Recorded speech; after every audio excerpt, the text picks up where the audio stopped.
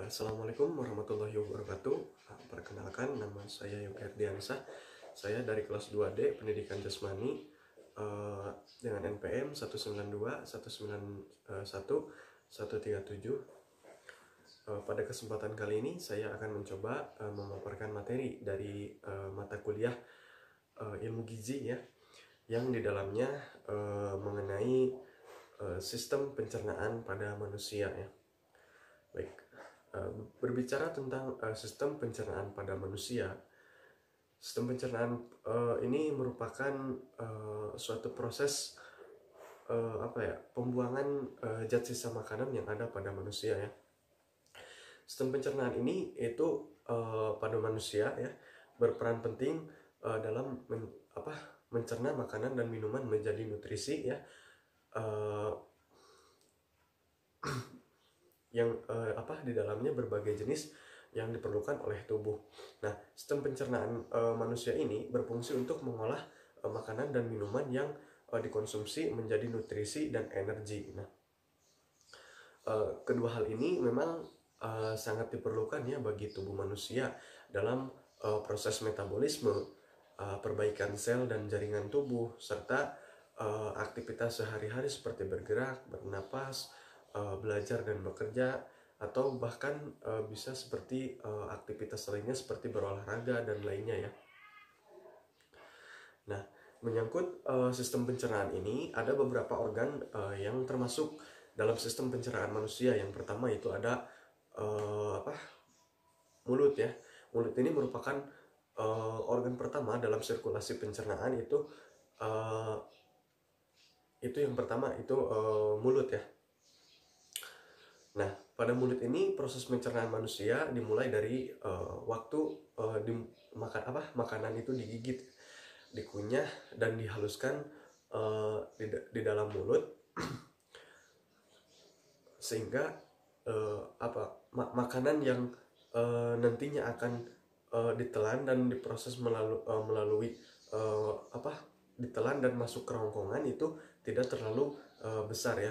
Nah, di sini juga ketika mulut pencernaan itu di proses pencernaan, maksudnya ketika waktu digigit atau dikunyah, lidah pun itu berperan untuk mengarahkan di dalam mulut agar tergigit oleh gigi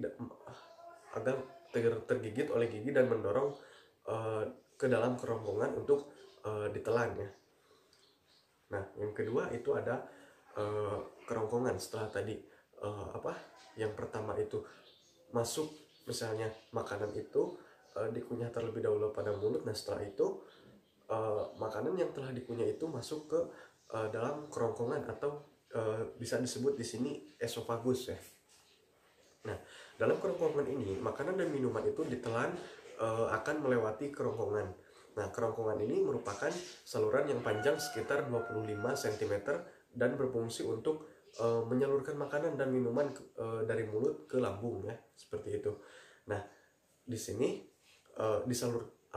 dalam kerongkongan ini disalurkan terdapat otot-otot khusus menyerupai katup yang disebut lower esophageal sphincter ya. Itu yang merupakan otot-otot khusus ya yang merupai katup itu sendiri. Nah, katup di sini itu berfungsi untuk memastikan makanan atau minuman yang sudah mencapai ke lambung dan tidak kembali ke kerongkongan, seperti itu. Yang ketiga itu ada lambung ya. Nah, setelah tadi melalui mulut, terus ditelan melalui kerongkongannya. Nah, kemudian setelah ditelan masuk ke lambung ya. Nah, lambung sini setelah menerima makanan dan minuman, lambung akan mengeluarkan zat asam dan enzim untuk melanjutkan proses pencernaan itu sendiri. Selain memecah makanan, lambung juga akan membunuh mikroorganisme ya yang mungkin terdapat pada makanan atau minuman itu sendiri yang memang dari awal mula itu yang manusia tersebut dikonsumsi. Nah, setelah tadi memasuki lambung ya, kemudian ke pankreas. Nah, pada pankreas ini itu tidak hanya berfungsi untuk menghasilkan insulin ya. Pankreas ini juga bertugas menghasilkan enzim pencernaan seperti lipase, protease dan amilase. Enzim tersebut akan dilepaskan oleh pankreas dan ikut bercampur dengan enzim pencernaan lambung itu sendiri ya. Enzim lipase ini berfungsi untuk mencerna lemak menjadi asam lemak. Nah, sedangkan protase untuk mencerna protein menjadi asam amino, sedangkan amilase ya untuk mencegah karbohidrat menjadi glukosa.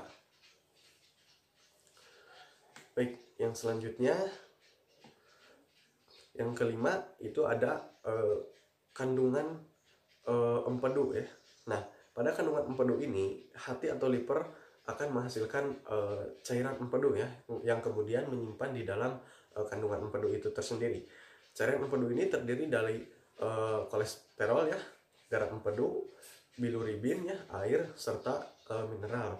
Nah, cairan-cairan ini itu berfungsi untuk memecahkan asam lemak ketika proses pencernaan makanan berlangsung ya. Cairan empedu akan dialirkan ke dalam usus halus.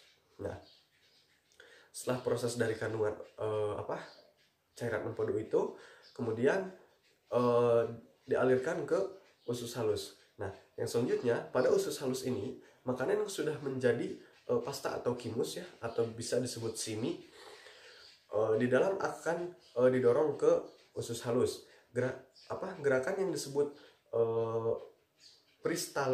peristaltik ya, di sini peristaltik usus ini terjadi karena kontraksi dan reaksi jaringan otot di dinding usus halus. Nah, usus halus ini terdiri dari 3 bagian ya, yaitu ada duodenum ya, atau usus 12 jari, jejunum atau usus kosong, dan ileum ya, bagian akhir dari usus halus itu sendiri. Nah, ketiga usus halus ini memiliki fungsi atau memiliki tugas masing-masing dalam memproses makanan. Pertama, duodenum ya bertanggung jawab untuk melanjutkan proses pemecahan makanan. Yang kedua itu ada jejunum dan ileum, itu bertanggung jawab untuk proses penyerapan nutrisi ke dalam aliran darah. Nah, seperti itu ya. Nah, kemudian yang terakhir setelah makanan yang dikonsumsi itu memasuki usus halus, kemudian masuk ke usus besar. Nah, dalam usus besar ini setelah diolah menjadi berbagai nutrisi yang terserap oleh tubuh, makanan yang sudah dicerna akan meninggalkan sisa atau limbah yang disebut tinja ya, atau pasis. Nah, usus besar ini akan mendorong limbah makanan tersebut ke rektum, yaitu terakhir pada saluran pencernaan. Ketika rektum sudah terisi penuh dan tinja di dalamnya ya,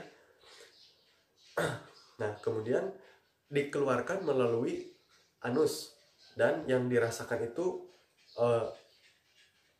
setelah melalui proses dikeluarkannya oleh anus ya, dan yang dirasakan itu seperti mules dan dorongan sehingga menginginkan membuang air besar ya, seperti itu. Nah, mungkin seperti itu ya, sirkulasi dari sistem pencernaan pada manusia.